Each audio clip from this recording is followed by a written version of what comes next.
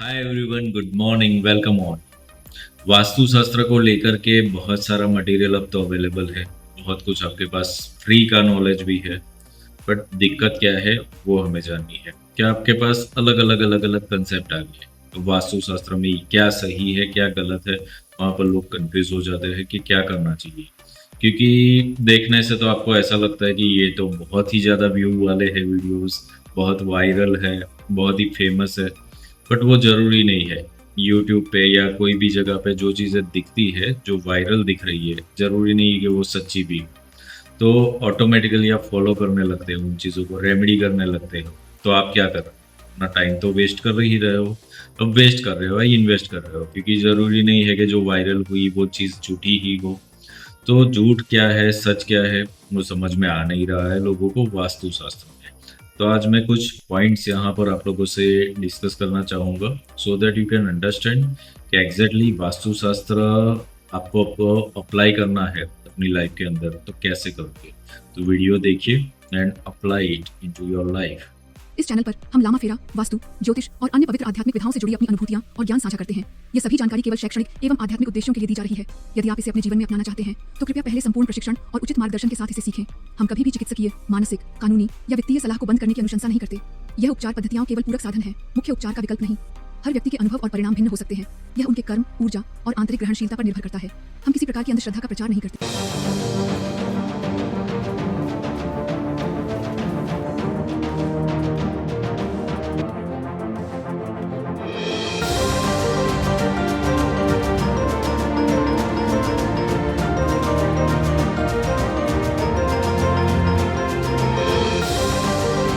Welcome back everyone.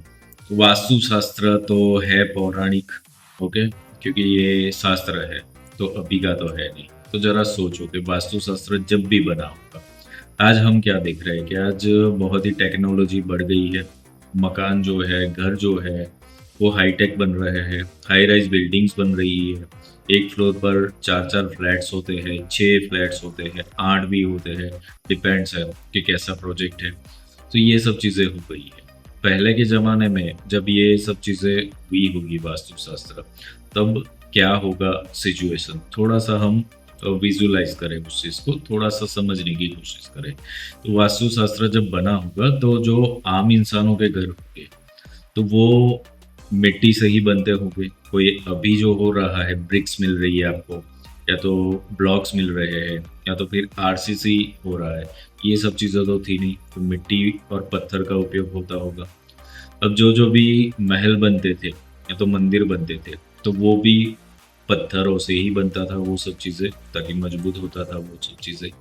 अब यहाँ पर एक चीज़ देखने वाली जो है वो ये है, टेक्निकली आपको समझना पड़ेगा कि जब आप वास्तुशास्त्र में कलर्स के बारे में कोई भी रेमेडीज करने जा रहे हैं, तो जब ये सब चीज़ें बन रही थी तब तो कलर अप्लाई किए नहीं गए, क्योंकि मिट्टी का है तो वो सेम कलर होगा, पत्थर का है सेम कलर होगा। जैसे कि आप देखोगे कोई भी पुराने बिल्डिंग्स, लाइक ताजमहल देख लो या तो लाल किला देख लो, या तो कोई भी चीज़ें जो ऐसी बनी हुई तो एक ही कलर है ना, जो पत्थर का कलर है वही कलर है।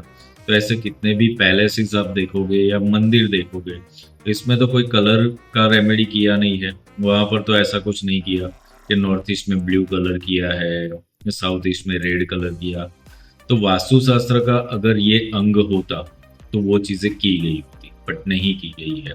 तो यहाँ पर आपको ये सोचना पड़ेगा कि जो बेस है वो क्या था और अभी क्या कर रहे हैं। सो अभी आप लोग रेमेडी में क्या कर रहे हैं, कर्टेन्स के कलर बदल दिए, ओके, लाइट्स के कलर बदल दिए, वॉल्स के कलर बदल दिए। आपको ऐसा लगता है कि ये चेंज करने से आपकी लाइफ सेटल हो जाएगी, पर यहाँ पर मैं कुछ बोलूँ उससे बेटर है कि आप खुद रियलाइज़ करो इन चीज़ों का। कलर्स के बारे में एक वीडियो मैंने बनाया हुआ है, टेक्निकली आपको समझ में आएगा कलर्स एक्चुअली क्या है। So this is one thing, यहाँ पर थोड़ा-सा ब्रेनस्टॉर्म आपको करना पड़ेगा कि ओरिजिनली क्या था, अभी क्या कर रहे हो। तो अब कलर मारने का या तो लाइट चलाने का या ये सब चीज़ें जो लेकर के आए हो कंसेप्ट, तो कोई व्यक्ति लेकर के आया, अब या तो अपने अनुभव से लेकर के आया, तो उसके पास केस स्टडीज़ होनी चाहिए कि भई लाखों लोगों के ऊपर काम किया और उसके बाद ये चीज़ अप्लाई की गई और ये रिजल्ट्स आए, तब आपको मान सकते हो। बट अगर ये चीज़ नहीं हुआ है तो why you are doing that remedies, that you have to understand. This is one thing. क्योंकि कारण ये हो गया कि मंदिर में लाल कपड़ा मतलब वो ये सब चीज़ें तो ये तो पहले से चली आई है। अभी 4 सालों में ऐसा तो क्या हो गया कि मंदिर आपके लिए डिस्टर्बेंस क्रिएट कर रहा है। तो ये सब चीज़ों में डायरेक्टली इन्वॉल्व मत हो जाओ, टेक्निकली जाना पड़ेगा। दूसरा मैटर है टॉयलेट्स। तो वास्तुशास्त्र जब एग्जिस्ट करता होगा, जब शुरुआत हुई होगी, तो जो चीज़ें बनी होगी, तो आपने देखा होगा, इवन हम भी हमारे बचपन में वो देखेंगे कि जब हम छोटे थे तो टॉयलेट्स या तो घर के बाहर होते थे, जो खुली जगह होती थी, मार्जिन एरिया में रखे जाते थे, घर के अंदर नहीं, और वो भी अलग से बने हुए होते थे कि लाइक बिल्डिंग जब बना है तब कंस्ट्रक्शन नहीं किया गया होता था उसका। एक ये होता था। कितने लोगों के घर में नहीं होते थे तो वो तालाब या तो नदी होती थी, वहाँ पे जाते थे। तो पहले के ज़माने में तो यही हो रहा था। दैट मीन्स व्हाट के टॉयलेट तो एग्जिस्ट ही नहीं करते थे वास्तुशास्त्र में। वास्तुशास्त्र में देवताओं को स्थान दिया गया है, पर ये सब चीज़ों का स्थान नहीं दिया गया है। तो वो जो भी चीज़ें बताई गई है, उसके अकॉर्डिंगली तो आप टॉयलेट के लिए तो कोई स्थान है ही नहीं। तो फिर आप ये एक चीज़ डिसाइड कर रहे हो कि यहाँ टॉयलेट ये ज़रूर है कि भाई जहाँ पे भी आएगा नेगेटिविटी कर रहा है। बट इसको थोड़ा सा टेक्निकल सोचो। टॉयलेट में आप खाली वो शीट देख रहे हो कि वो कहाँ पे आ रही है, बट ऐसा नहीं है। टॉयलेट जब आप यूज़ करते हो उसके बाद फ्लश करते हो, तो फ्लश करके आपको वहाँ से तो दिखता है कि भाई साफ हो गया, बट उसकी जो पाइपलाइंस आ रही है, आपका जो प्लॉट का मार्जिन होगा या तो पूरी बिल्डिंग है, प्रोजेक्ट है, तो उसके जो चैम्बर्स बने हुए होंगे, कहीं पे मैनहोल्स बने हुए होंगे, वो कहाँ पे आ रहे हैं? क्योंकि वहाँ पर तो वो चीज़ें पड़ी हुई है ज़मीन के अंदर, तो वो किस ज़ोन में आ रहा है? वो तो कोई देखता नहीं है। दैट मीन्स नेगेटिविटी है, वो तो पूरी नेगेटिविटी ही है।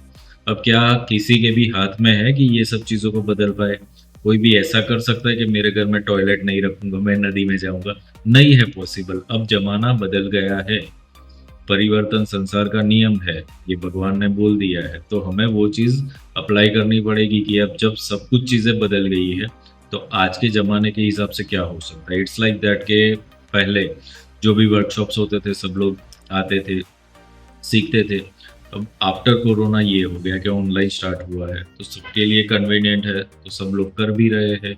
सो इट हैपन्स कि आपको समय जो बदल रहा है उसके अकॉर्डिंगली चेंजेस करने पड़ेंगे। तो इतना नेगेटिव और अंधश्रद्धा में मत पड़ जाओ सीधे की सीधे कि शीट यहाँ पर आ गई है टॉयलेट की, तो ये हो जाएगा। और सबसे गंदा तो काम ये हो रहा है कि आप फिर टैप्स लगा रहे हो। उसके बारे में एक वीडियो है अलग से, तो वहाँ पर डिटेल में आपको टेक्निकली समझ में पड़ेगा कि ये चीज़ क्यों नहीं करनी है। तो ये मुद्दे हो गए वास्तुशास्त्र के।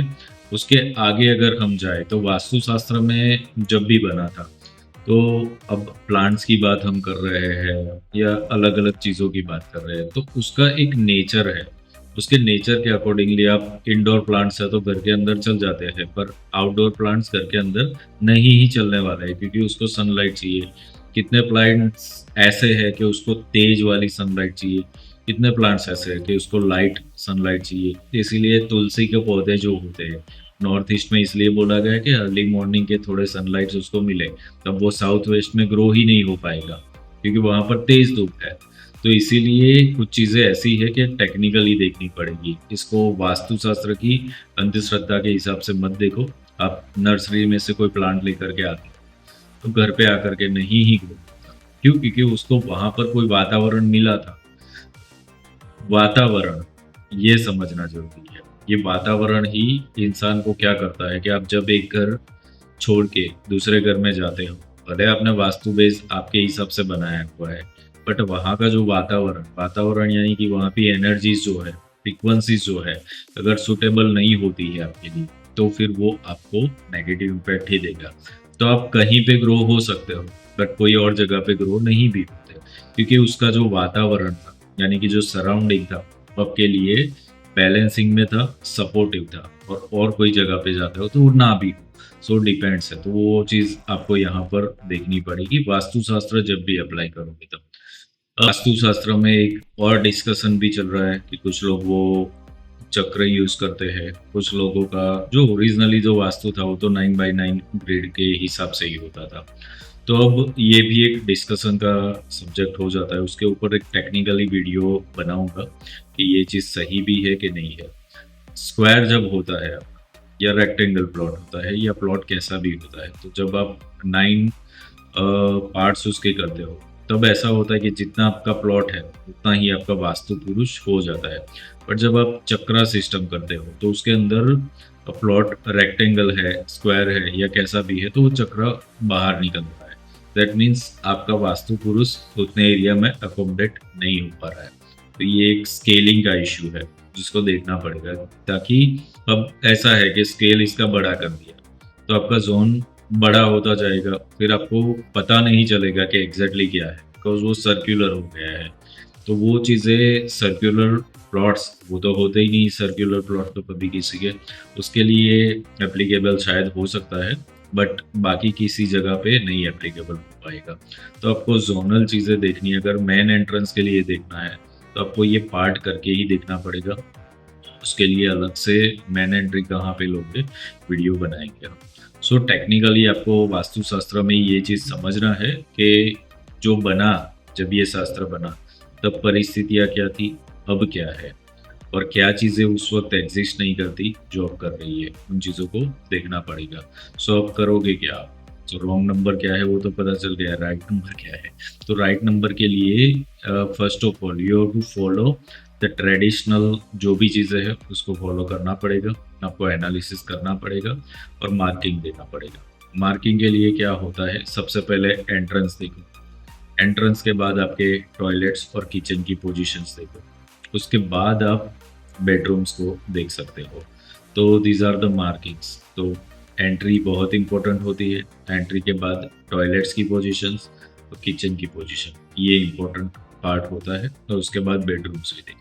इसमें ऐसा हो सकता है जब आप एनालिसिस करते हो कि एंट्री किसी की गलत हो रही है, बाकी की चीज़ सही भी आ रही हो। कभी कभी ऐसा होता है कि किचन गलत आ गया, बाकी की चीज़ें सही हो। तो ये आपका स्कोरिंग देखना पड़ता है कि क्या चीज़ ज़्यादा गड़बड़ दे रही है। अब वो चीज़ भी गड़बड़ कब देगी वो भी तो देखना पड़ता है। So it is required like that. तब इसकी जो रेमेडियल पार्ट है, तो रेमेडी आपको अगर लगता है कलर्स करने से या टेप लगाने से होता है तो आप करके देख लो, okay, and after that you can apply खुद की लाइफ के अंदर। अगर नहीं हो रहा है, बहुत कुछ कर दिया है, तो फिर आपको एनर्जी मेथड पे जाना पड़ेगा, एनर्जी हीलिंग करना पड़ेगा। बिकॉज व्हाट विल हैपन, ये जो भी देवता है तो देवता एक एनर्जी है, एनर्जी यानी कि फ्रीक्वेंसी होती है।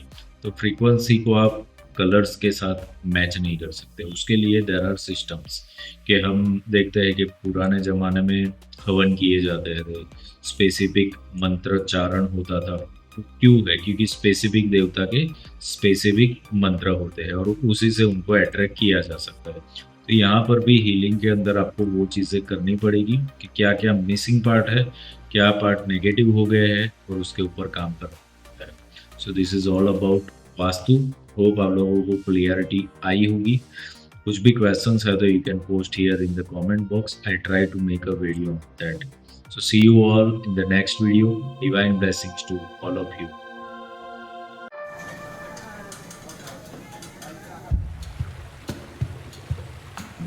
क्या आप अपने जीवन में शांति, समृद्धि और रिश्तों में मिठास चाहते हैं? क्या आप तनाव, कर्ज या किसी नकारात्मक ऊर्जा से परेशान हैं?